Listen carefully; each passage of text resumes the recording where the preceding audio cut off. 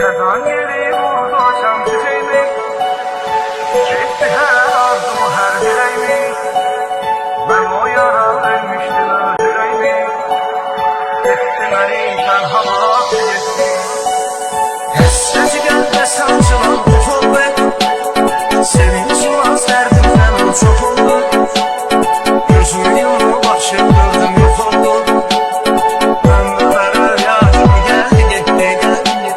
Sen gidenden yoldan bir yağışla, İnanmıyorum Allah seni bağışla.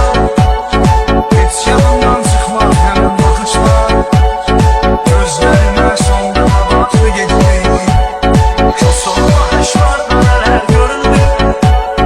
Gitti kalbim arkasıyla süründü. Gözlerimi yaşlı görüp sevindi. Hala yapar şimdi göndü gitti.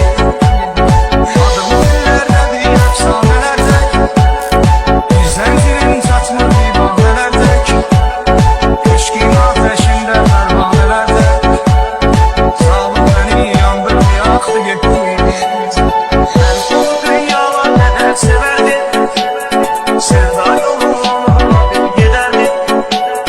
Derdimi bilmeyip geçse ne derdim, derdi o ki derdim geldi gitti.